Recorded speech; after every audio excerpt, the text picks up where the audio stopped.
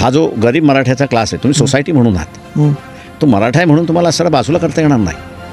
प्रश्न असे त्याच्यामध्ये तो समाजाचा घटक आहे.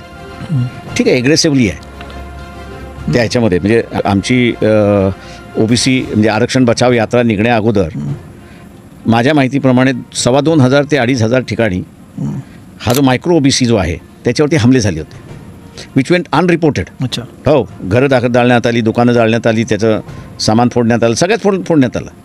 हा एग्रेसिव्ह मराठा समाजाने त्या ठिकाणी केलं, याच्याबद्दल दुमत नाही. पण मग आम्हाला लक्षात आलं की तुम्हाला हे जर शांतता करायचं असेल आणि हे जे एग्रेशन चाललेलं आहे ते जर थांबवायचं असेल, पाऊस असू द्या, आपल्याला सारा आरक्षण बचाव यात्रा काढली पाहिजे.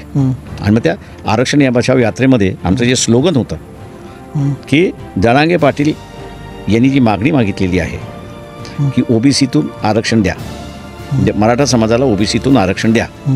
वंचित बहुजन आघाडीने जशी भूमिका घेतली आहे की देता येत नाही, विरोध आहे, तसं इथल्या राजकीय पक्षाने सुद्धा बोलावं.